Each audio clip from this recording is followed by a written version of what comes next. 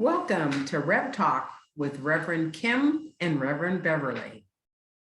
It's December 16th. Can you believe that? Oh, December 16th. Next week, it'll be Christmas. yep, it's coming. I know. All of a sudden, it's the end of the year. It's like, wow. Craziness. Wonder what we have to look forward to in 2022. There's got to be some good stuff coming. Oh, absolutely. Yeah, like great stuff. Everything I'm reading is talking about wonderful change, which I guess will be our subject for this evening, since I know you don't like change. Change is hard. Only if you make it hard. You have to go with the flow, and then it isn't hard. But you have your regiments, you have your routines, and you don't like to deviate. But the universe is going to tell you, you got to deviate. Well, and here's the thing: if change is pretty much a constant. Right. That's the constant in our lives is change. So, like you said, you can either go with the flow or you can either buck it. And if you buck that, it makes it more difficult for you. There's that whole digging your heels in and like, no. And I remember I've had that, when I was working, all of a sudden they come around, they say, oh, we're doing this now. It's like, wait, what? I've got my whole thing down to a system. I've got a whole system going, Yep. Runs smoothly, and there goes the wrench. But again, if you just, if you allow it and recognize, If you accept it. and recognize too that change is like an adventure. If you view it as an adventure, as something fun and something better for you all the time, I think it makes it easier. I think. That was a Hallmark quote where the guy, think of it as a train, and where it's going to take you, you don't know, but the anticipation and the excitement when you get there, I'm here. Yeah, well, that's true.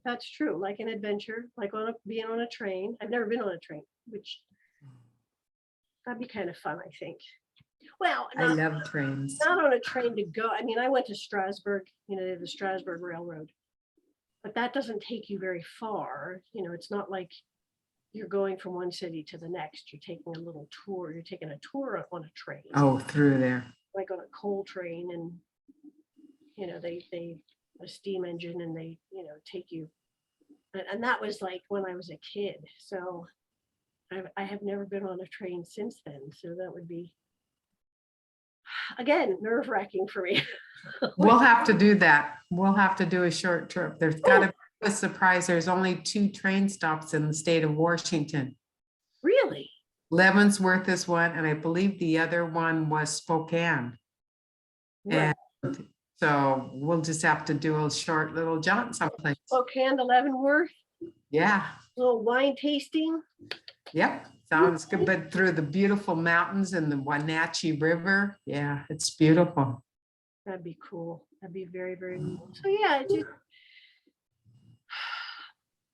and of course, I guess, we've been in this transition of change, big change, for Right. a couple of years now. I mean, it's this big change for the world. Yeah, it is. And not everybody's on the same page. So they're all. Well, there's resistance. Yeah. Yeah. And you're right. And I think you've said it before that, fear really does drive that engine sometimes with change. I think that's everything that change is about, because you're fearing the unknown. Right. You're fearing what's next. or the possibilities, or the, like, you let your imagination run wild, and you have no idea what's coming, and yet you're projecting something that may never happen. Yes. So if you're, Yeah. I guess part of that is to anchor into that divine light and divine love, and allow your angels to guide you, allow the divine to guide you. That's when you have to live on faith. You have to totally, excuse me just a second. I will pause. So, point being made right there, the change that has occurred in your household alone, with everything that's gone on with Azella and all of that, it's very easy to want to say, I want my life back. I want it the way it used to be, and I understand that perfectly. And there's also that there's something more here for you. What it is, I'm not sure, but there's obviously something more for you to learn. Sometimes I just feel like I just need to give up everything else and just take care of her. Yeah, that's not I'm helping someone. Right. And are you helping? But I could be helping a lot more. Well, but are you helping yourself in the meantime? There's got to be that aspect of self-care as well. If you can. I don't know who I was talking to, but I was saying, yeah, I'm getting up at 4 o'clock in the morning just so I can do my meditations and my readings. I can't do that anymore because she's up anytime and every time. So, and just comes in, sits and stares at you. Yeah, it is. Or she'll sit there and start talking. If I'm talking like to you, she'll just start talking. Right. Well, and then as I was sitting here and I was listening to that, and I'm thinking to myself, what must that be like? I always try to put myself, in somebody else's shoes. If I really think about it, what must that be like for that person who has reached that point where they're actually kind of losing their mind, and they're losing their memories, and they're losing themselves, basically. It's got to be very scary and frustrating because she's becoming mean and there's not a mean bone in her body. But what do? You can't rationalize. No. You can't explain. You can't move her. She just digs her heels in. So what do? I'm at a loss. I really am. Well, but there is something I need to learn. I haven't figured out. So I'm going to have to really figure out what it is. Well, and like I said, now, I was just thinking about, and of course, Michael's in the house. And he's reminding me, at my dad's funeral, there I am sitting in front of his ashes in a chair, and they have the chairs 6 feet apart and all this. And I look over and everybody, every single person that attended is over there by my sister. And I'm sitting there by myself. And there was a point when the angels were saying, this is why you're here. You're here to hold space for everybody else. Yes, you're grieving. And because you're an anchor, this is part of what you do as well. You're holding space for everybody there. And they won't know it. And that's not the point. The point is you're there holding the space. So I'm thinking, instead of hitting that, I must be in a do mode, hold the space for her to figure out where she's going or what she's saying, just hold that space for her. I don't think you necessarily have to do anything for her. You know what I mean? In certain, now obviously in certain situations. I mean, like earlier, you know, shower time is necessary, but um again, the only time I think you really need to kind of keep on a schedule is when she's got an appointment, you know? So Mhm. the rest of the time you can hold that space for her and yourself by just being present. And she wants to dig her heels in. Okay. That's what my husband said. He goes, just ignore her, and a couple hours later, just tell her, oh, it's time for a shower. Yeah.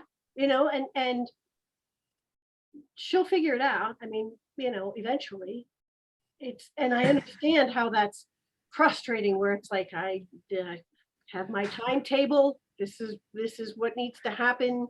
But what's so funny, you have to laugh at it. She's sitting there in her pajamas telling me she took one an hour ago, and I took her robe off, no underwear, no leggings, and it's 27 outside. And I'm saying, when did you do this? Well, I did it in your shower. Right. Oh, but there was somebody else in there. She said that? It was me. I took my shower first. But she thought she went before me. Funny. That's funny. Yeah. So yeah. We have to see the humor. Absolutely. Oh my gosh. Otherwise you lose your mind. Mhm. That's part of the thing, I guess. Part of what to learn is to just allow that space. Allow that. That's a very, very welcoming thought, because I usually just breathe and try to center myself, but I'm not giving her space. And that's what she needs Right. to work it out for herself. Again, whether she recognizes it or not, that's not the point. Yeah. The point is you're allowing that. And that, I think, is powerful for you as well as for her. Yeah. That's excellent. That's right on. Good. I'm glad I could. And you realize that because Michael told you that at the funeral. And when he speaks, we listen. Yeah, we do. And again, I'm going to bring this up again because I said this to you earlier, and I get to thank you because for years I've had people saying you're part of Michael's army. Michael's with you all the time, and and then when I'm listening to all these other people, they're saying, oh my gosh, when Michael is in the room, there's such power, and it's like, and I'm thinking, I don't feel that at all. That's and I talked to somebody and they're like, you really think he's like, one size fits all archangel? I was like, well, I don't know. I'm thinking maybe there's something wrong with me. And and he says to me, it's like, no, I treat you differently because if I came in all strong and powerful, it would freak you out. like, yeah, I guess there's some truth to that. So he's direct and blunt, and it's never mean. It's just direct.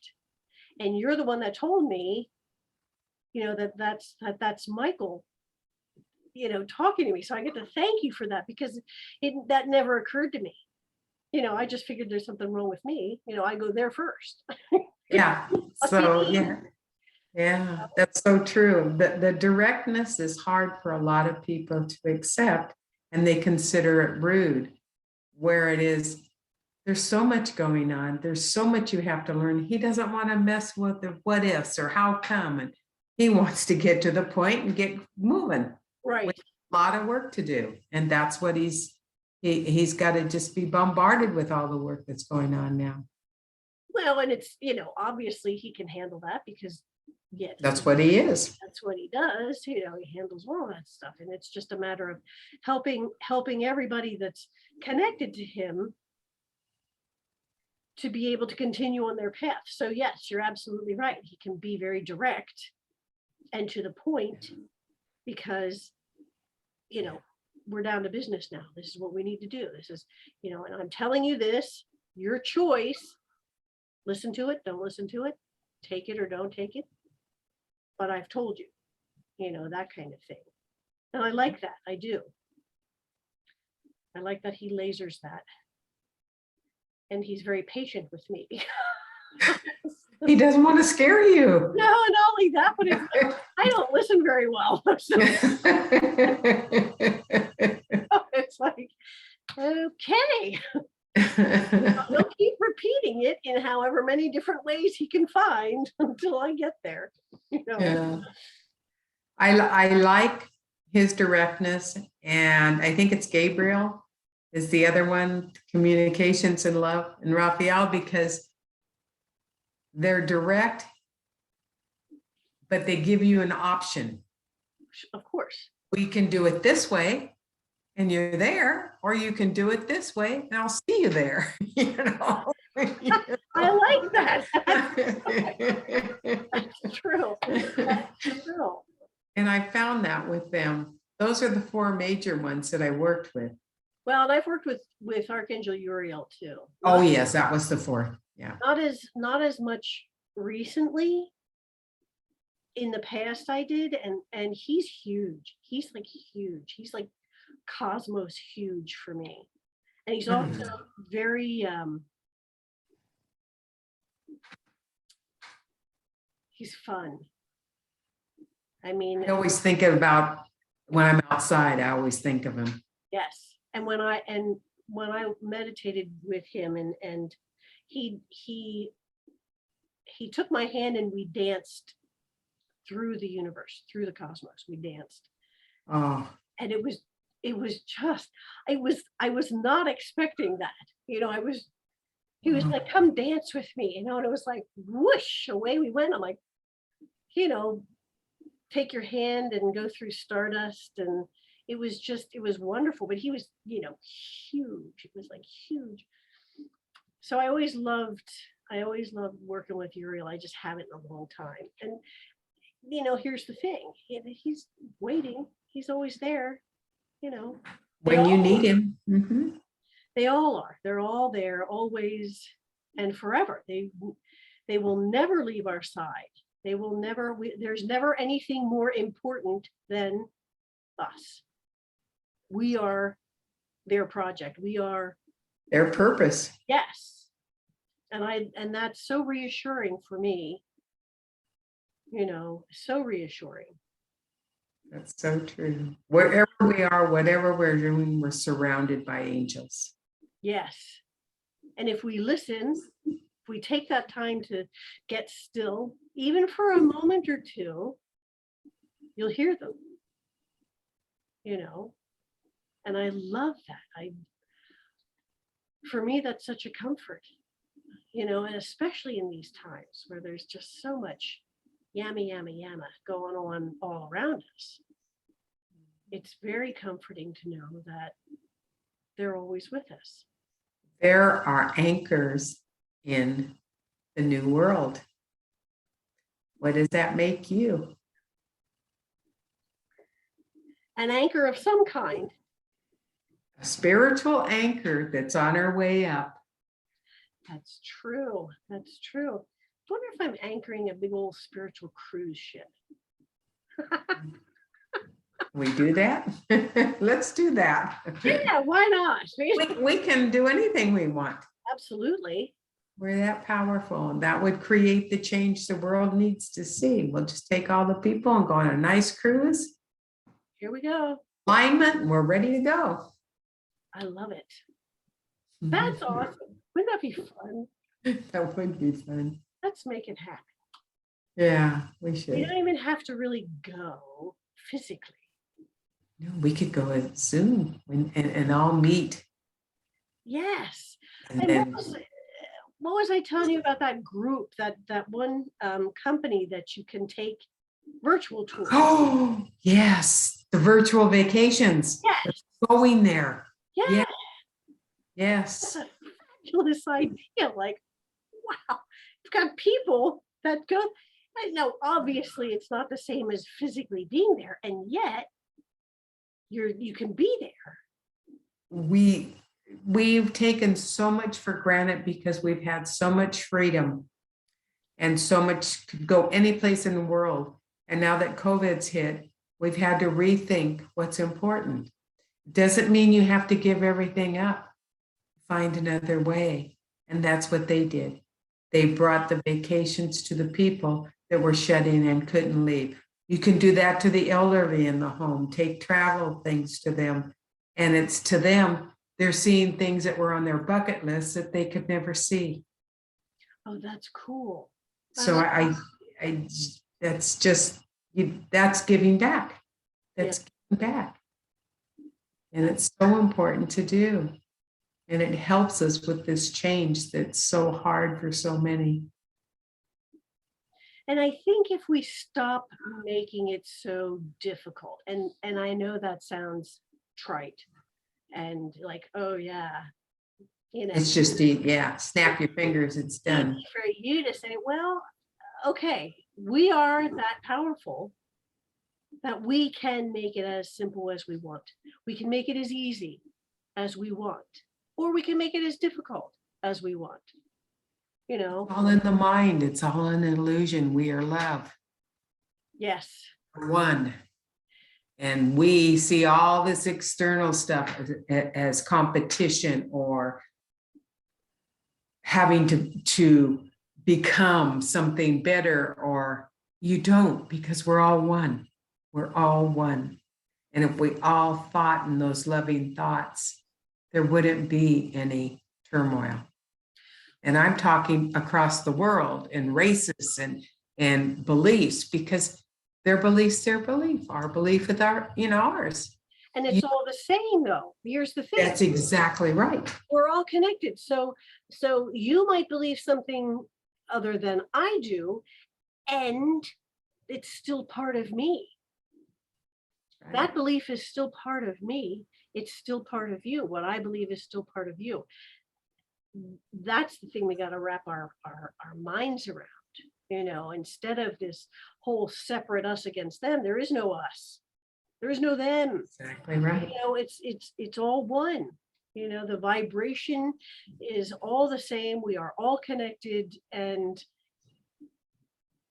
it gets to be that easy, and it will. It will. It will.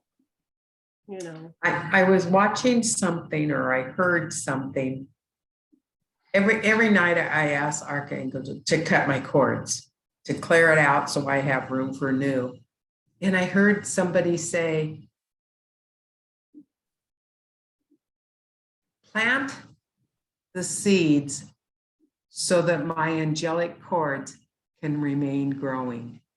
So it's like taking your angelic cords, bringing them down to earth where they're recycled and come up as white light, but they're recycled down to earth so they can continue serving, rather than thinking of them to discard them, throw them away. Or cut them. Too, or cut them and say, oh, I always cut them, send them to center earth to be recycled and come back up as white light to purify. Okay. They have a purpose to bring back. And it's the same way, but it was just an angelic cord. It was just such a nice way to call your cords. I like that. You see all the, I don't know why my light's doing this. You see all the religious portraits and stuff and the thorns and everything around Christ and just growing down his arms. Any of them are. And those are the cords. Cords are beautiful if you see them as an angelic cord. And again, it's like the perception. It's like flip that lens. Exactly. There have been people saying, oh, what's happening out there? It's poison. It's this, it's that. Only if you continue to focus on that. If you flip that lens and view it as light and love, then that's what's going to come about with it. That's right there. We have to be a vessel of love. Yes. We'll conquer everything. And love is light. Love is the most powerful force in the universe. Correct. That was something that Raven Many Voices said, that the candle is the purest of all energies. There's nothing that can overcome it. And it came from the caveman up for the bringing their light together. And it was just like, that's why candles are lit at services. That's why candles are lit on your altar. Right. The purest energy. Water can maintain its memory, but that's all it can do. It's not pure. It gets all the contaminants that are in the world. Light or fire is the only thing that maintains its purity. I like that. Yeah, that was a good solstice service. I'll have to view that then. I didn't get a chance. Yeah, it was very good. Art ensued. That was my thing. That. So what do you think, dear? Are we complete? I think we are complete, and we've honored how we need to accept change and not let it change us. I love that. So with that, everyone, we will see you next week. And remember, without you, the song of the universe would be incomplete. Mwah. Need to sing. Bye. Bye.